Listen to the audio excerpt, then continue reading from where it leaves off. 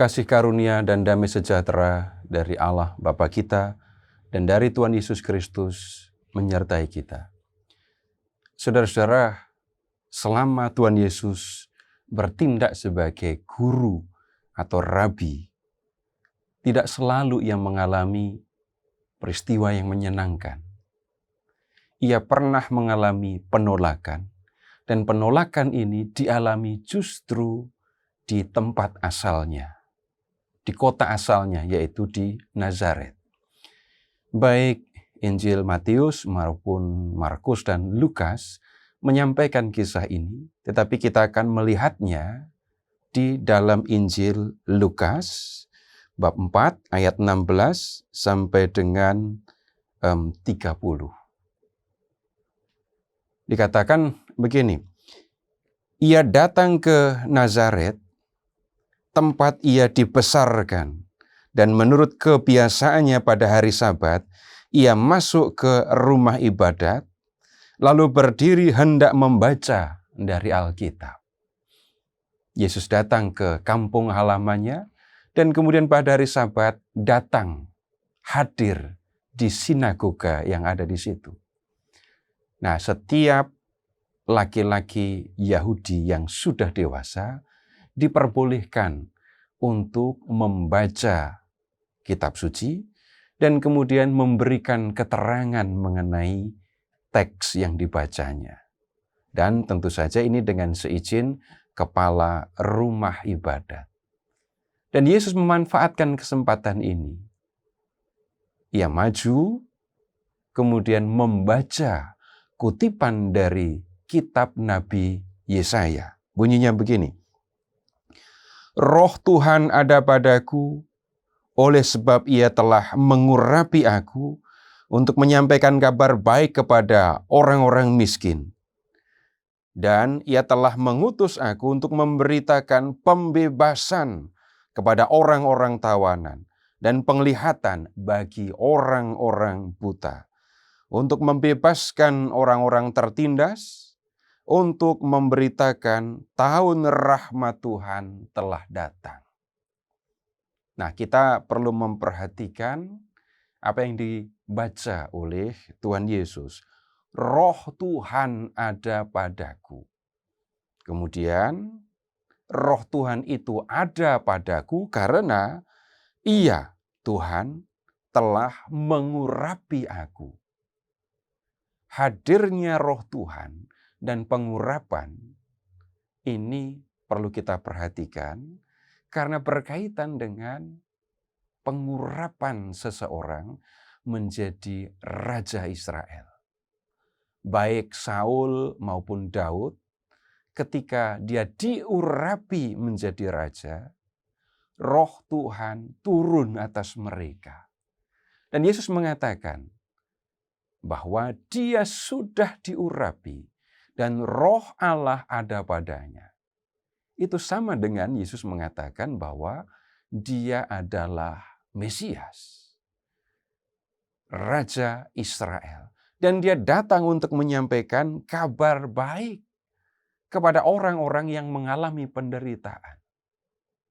Nah, setelah menyampaikan bacaan dari kitab Nabi Yesaya itu, kemudian Yesus berkata begini, pada hari ini genaplah nas ini sewaktu kamu mendengarnya.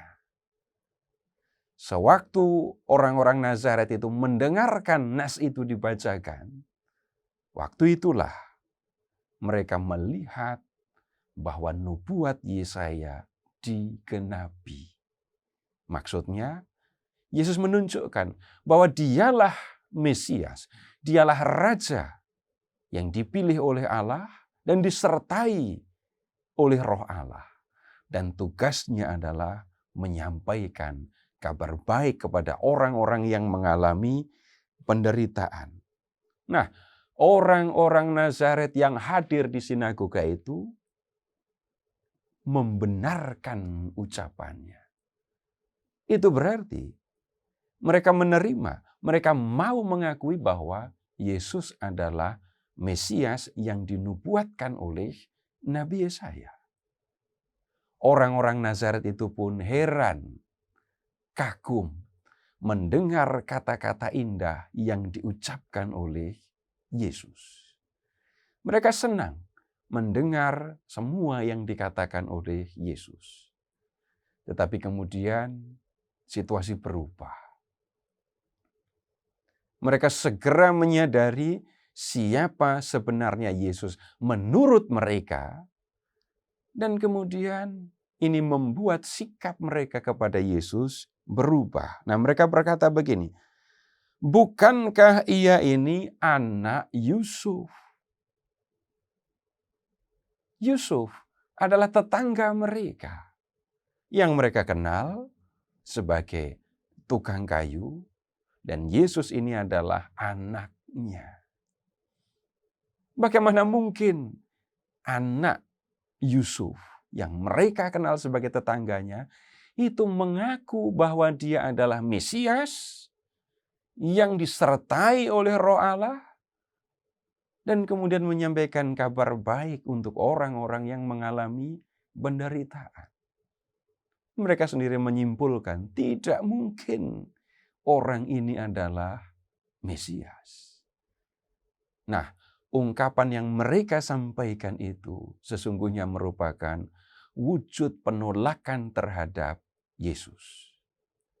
Nah, kemudian menanggapi penolakan oleh orang-orang sekampungnya ini, Yesus menyampaikan begini, tentu kamu akan mengatakan pepatah ini kepadaku, hai tabib, sembuhkanlah dirimu sendiri. Perbuatlah di sini juga, di tempat asalmu ini, segala yang kami dengar yang telah terjadi di Kapernaum. Kita perhatikan ucapan Yesus. Hai tabib, sembuhkanlah dirimu sendiri. Yesus membaca pikiran mereka dan mereka akan mengucapkan pepatah ini. Bagaimana mungkin tabib menyembuhkan dirinya sendiri? Secara harfiah, ungkapan ini berarti seorang yang mengaku diri sebagai tabib harus membuktikan kemampuannya dengan menyembuhkan dirinya sendiri. Tetapi dalam praktek seorang tabib itu tugasnya menyembuhkan orang lain yang sakit, bukan menyembuhkan dirinya sendiri. Nah, ungkapan atau pepatah yang dikutip di sini sesungguhnya berarti seorang yang mengucapkan sesuatu harus membuktikan kebenaran ucapannya. Kalau Yesus menyebut diri sebagai Mesias, maka itu berarti bahwa Yesus harus membuktikan bahwa dia adalah Mesias.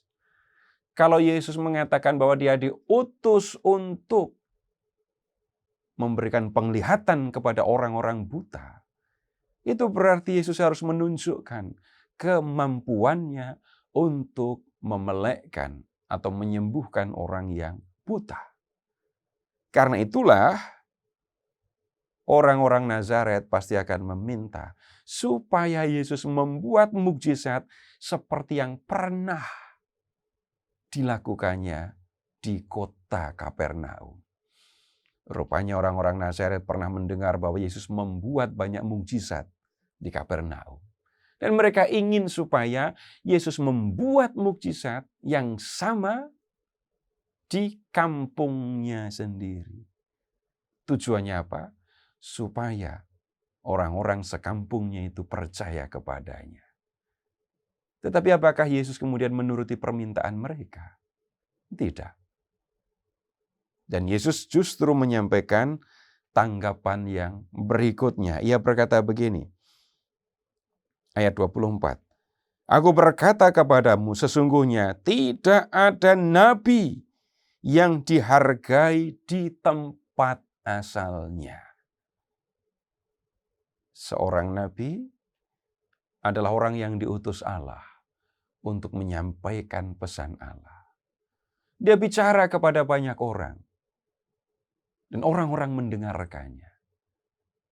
Tetapi kalau seorang nabi bicara di tempat asalnya sendiri, nah, orang-orang yang mengenal dia justru akan menolaknya. Yesus memberikan contoh tentang hal ini. Aku berkata kepadamu, dan kataku ini benar. Pada zaman Elia, terdapat banyak perempuan janda di Israel ketika langit tertutup selama 3 tahun dan 6 bulan. Dan ketika bahaya kelaparan yang hebat menimpa seluruh negeri. Tetapi Elia, Nabi Elia ini ya, diutus bukan kepada salah seorang dari mereka, melainkan pada seorang perempuan janda di Sarfat di tanah Sidon. Ini contoh yang diambil oleh Yesus untuk menunjukkan Nabi dihormati di tempat lain, tetapi di tempat asalnya sendiri justru tidak dihormati. Contoh yang disebut oleh Yesus jelas. Di zaman Nabi Elia, tanah Palestina harus menghadapi kekeringan dan kelaparan. Ada banyak orang mengalami kesulitan dalam hal makanan. Dan kemudian Yesus mengatakan, di Israel pada waktu itu, ada banyak janda yang mengalami kesulitan makanan.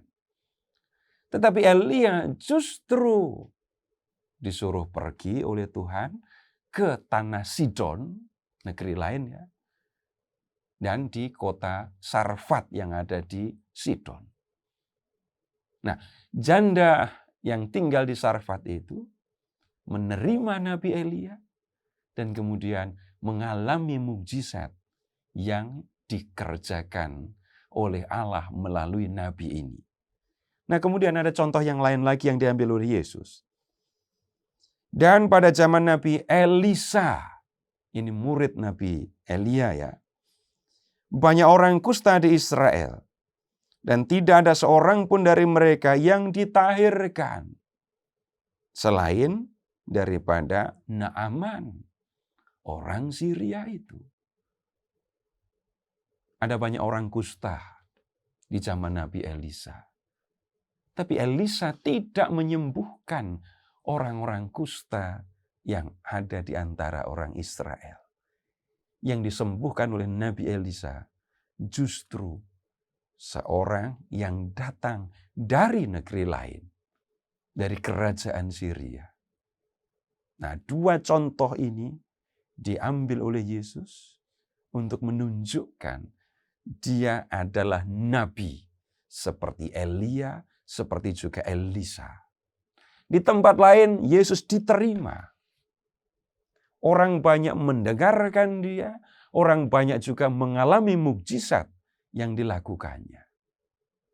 Tetapi di kampung halamannya sendiri, di tempat asalnya, Yesus justru mengalami penolakan. Nah, 2 contoh nabi yang diambil oleh Yesus tadi, itu membuat orang-orang Nazaret yang hadir di sinagoga itu menjadi sangat marah. Mendengar itu, sangat marahlah semua orang yang di rumah ibadat itu. Mengapa mereka marah? Kembali lagi, Yesus adalah tetangga mereka. Mereka kenal ayahnya. Mereka kenal Yusuf, tukang kayu, tetangga mereka. Dan Yesus adalah anaknya.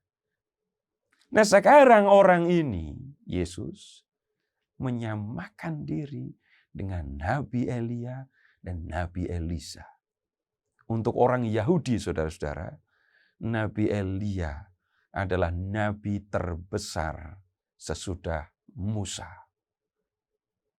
Nah, sekarang mereka mendengar tetangga mereka menyamakan diri dengan Elia. Itu yang membuat mereka tidak terima, bahkan marah.